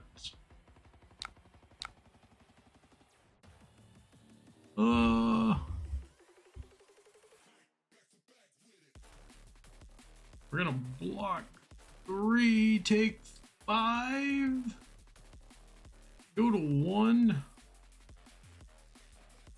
Then on our turn, hit him with a rabble. Not dead yet. Or we can go to 2.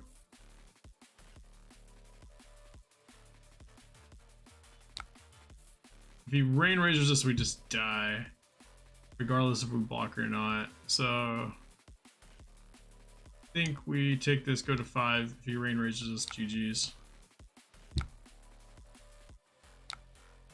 Sigil. We'll rabble him for 4. Taylor, this is a reason to be playing Sigil. And Sink Belows. I don't like Sink Belows. Maybe we should have played Purge Grappler in this matchup. I don't think so.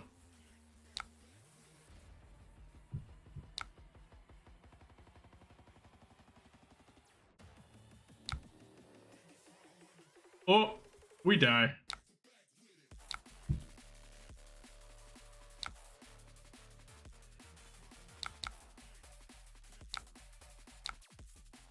We die. Alright, let's play one more then. We lost. What did we do wrong, Taylor? Tell us. Oh god, I don't want to play this matchup. It's okay.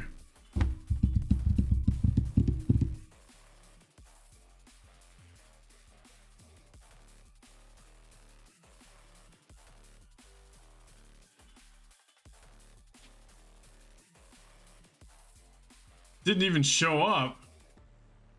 Must be like echelons of level. It's because those Kano players are just in a completely different atmosphere. We don't like them. Providence, Black Tag, Flick Knives, and Tunic.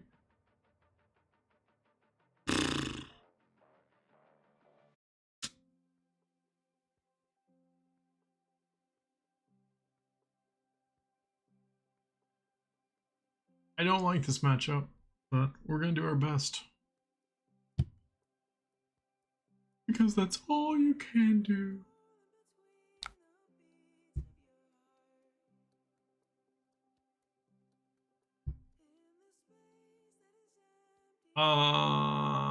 Because it's a matchup that I need to play.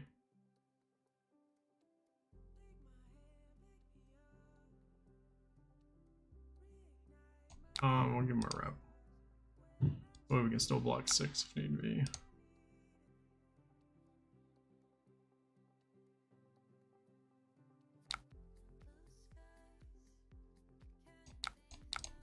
Give him the hand and pray we don't draw a no arrow hand, because then we cry. Okay. Oh man. Why do we keep getting these really... That's not what I meant to do. It's really weird hands. Oh my gosh. I don't have a single arrow that is relevant. Sleep dart? Maybe slightly relevant. No, red does nothing.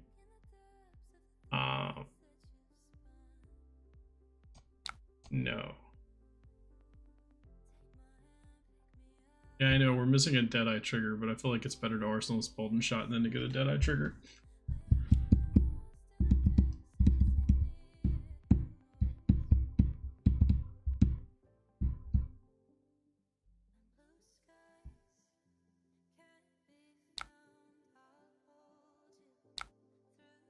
Reinforce the line. Broken.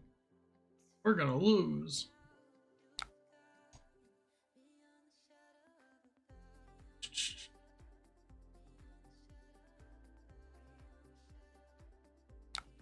Leave no witness. We take 4, lose this.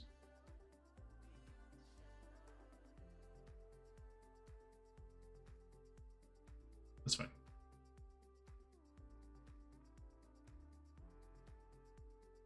You black text it, we'll just sink below him. Be nice. Probably is gonna black tech it.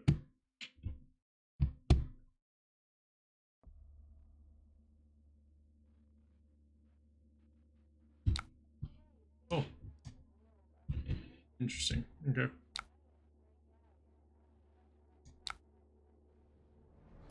Pitch the wrist for the red. Man, what the... Into a red in the ledger, and then we'll contemplate snapping and bullseyeing. Let's see what he does.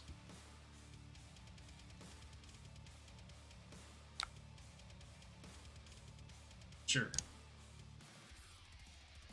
No, we're gonna bullseye the drill shot. No, why do you want me to snap the bullseye the remorseless?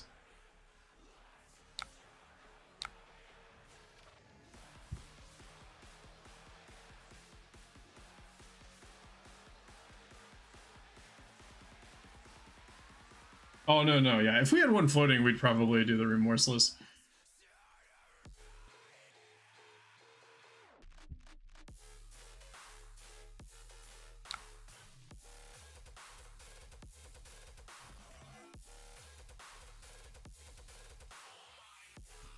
Ah, interesting. Okay. I was not expecting a fave for seeing that. I don't know what this is. Been there a while. What is this hand?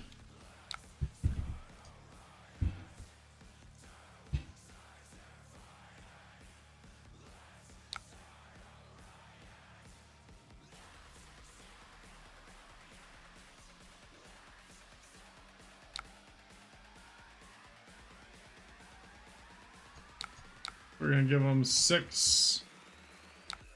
Yeah, I know, this is always my problem. I don't draw worth a shit. Cross trap, give us a buff, please. Yay! Arsenal the buff. Place. Pitch. Oh my god, come on. Whoa, what? Hurry up, Alshar.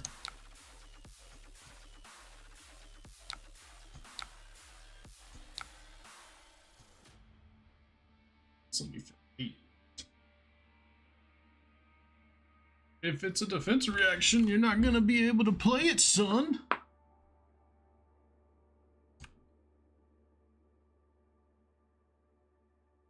I mean, I'll take Flick Knife.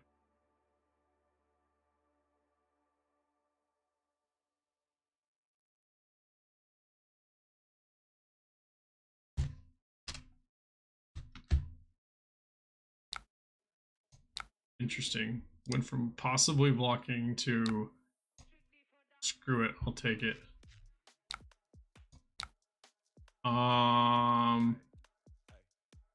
No fear. No fear.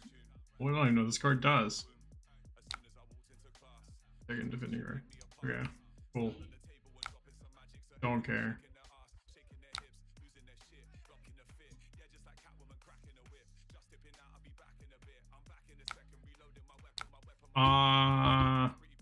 Still not blocking, so don't care.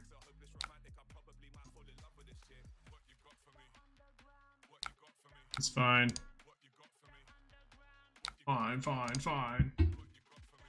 What are you gonna give me? Inertia. That's a weird choice.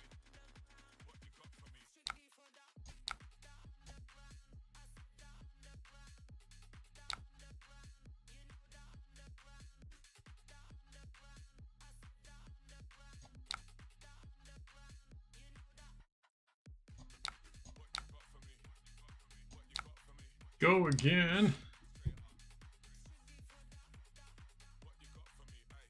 Then we'll play the Rabble, then we'll Death Dealer, Red in the Ledger, and play the buff off top. Seems good. What, 19, 16, 17 points of value?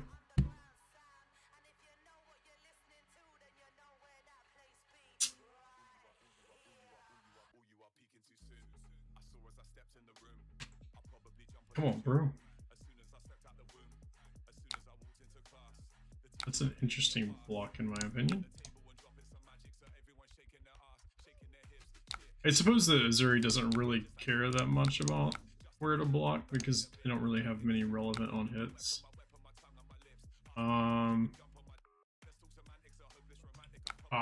Top, original.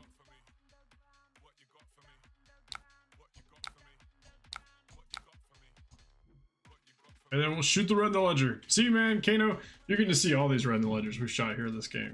They've done absolutely nothing, but they've existed.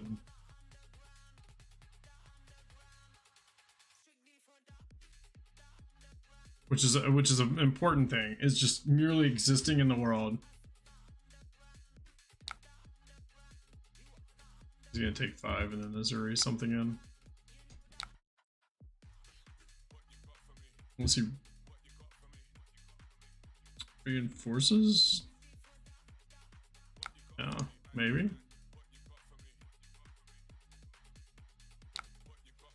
Ah, okay.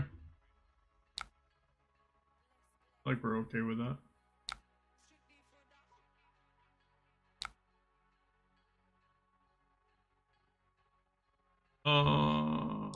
Let's do this slow to endless arrow.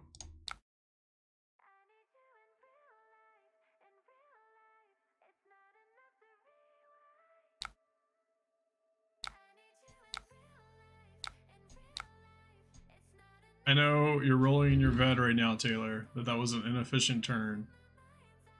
But I really thought that we would draw a buff, so don't hold it against me.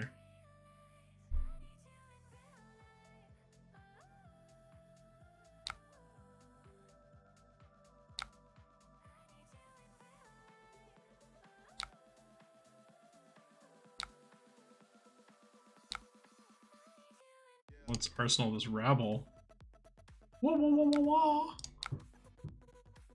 wah.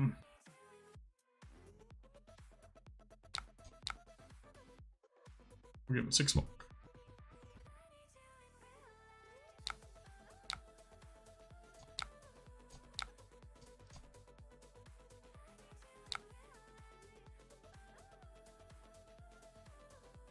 Bottom this rabble. Just because we would get 3 and then yeah, so.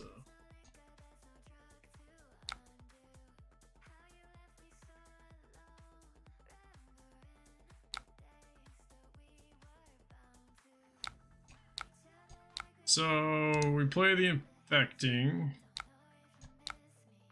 It's going for 5. So it's 2 card block. Or do you react enough? I think we're fine. So I'll shoot this for 5 and then keep the lace for an arsenal. We might get fatigued. I don't think so though. Give us that defense reaction. Oh, it's an oasis. We like that even more.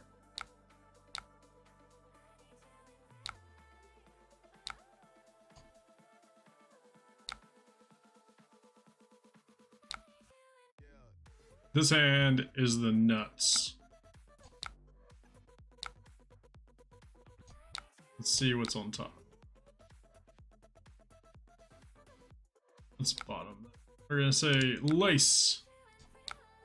Read. Lace. Pre-med. Codex. Go get. He doesn't have an arsenal, so he's gonna do that. Infecting shot for extra damage. Shooting the big ol' error.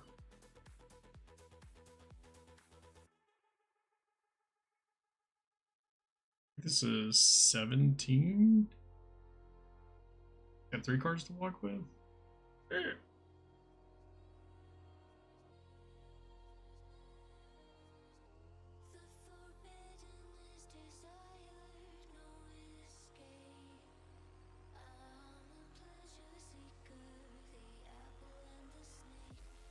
Interesting choice with the E-Strike, though. 17 presenting 21. I like it.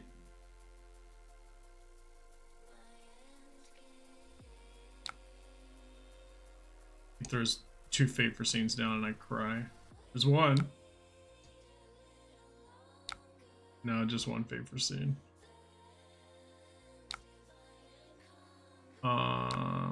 Yeah, he quit. Okay, cool. What was he at? Where did he go to after that, though? He blocked 7, so he went to 3, and then he went a double blood rot, so he just would have died. Yep. Okay. Alright, friends. Thanks for joining. That is probably going to call it for me tonight, because I am an old man and have to go get my beauty sleep. Otherwise, I turn out like this. Ugh. Thanks for joining. We will be back hopefully next Tuesday, barring any unforeseen New Year's events that I get way too wasted at and can't remember where I'm at. But until then, have fun playing Flesh and Blood, and see you soon.